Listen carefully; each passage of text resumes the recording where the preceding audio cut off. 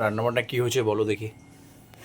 আজকে অনেকদিন পরে সেটা বুঝতেই পারছি। টাইম মেনটেনও করা হচ্ছে না, প্লাস সবকিছু করে ওঠাও হচ্ছে না। মেন কথা মামামকে এত বেশি মামার পিছনে কাজ আছে, মানে তুমি টাইম দিতে হচ্ছে যে নিজেদেরকেই, মানে কখনো কখনো খেতে অনেক বেলা হয়ে যাচ্ছে, কখনো কখনো তাড়াতাড়ি খেয়ে নিচ্ছি, মানে মামা ঘুমোচ্ছে সেই কারণে মনে হচ্ছে না তাড়াতাড়ি করে নিতে হবে, যার কারণে ভিডিওগুলোও করা হচ্ছে না। যাই হোক, তো সকালে একটুখানি ভাত ভাজা ছিল, সেটা রয়েছে। কারা কারা ভাত ভাজা খায় জানি না, তবে আমরা খাই, ভালো লাগে ডিম টিম দিয়ে আর কি। আর আজকে হ্যাঁ, আর আজকে আছে গরম গরম সাদা ভাত। হ্যাঁ, যেটা হয় সাদা ভাতই তো ঠিক আছে। তারপর ভাত সাদাই হয়, হ্যাঁ। যাই হোক, তারপরে আজকে ফেভারিট একটা জিনিস, এই দেখো মাছের তেল, দেখো কতটা করেছে আজকে।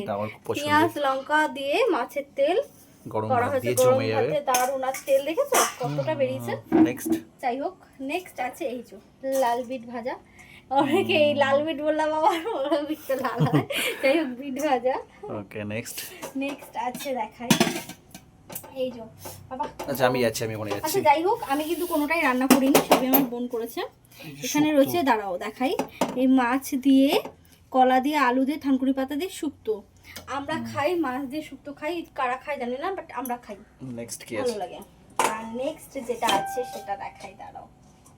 নেক্সট আছে, ওটা আনতে পারবে না, আমি যাবো ওখানে। না না আমি যাচ্ছি। এই যে থালা অলরেডি রেডি আছে, এই যে পোনা মাছ দিয়ে আলু বেগুন দিয়ে ঝোল। ঝোল, ব্যাস, তাহলে খাবার রেডি হোক। চলো টাটা।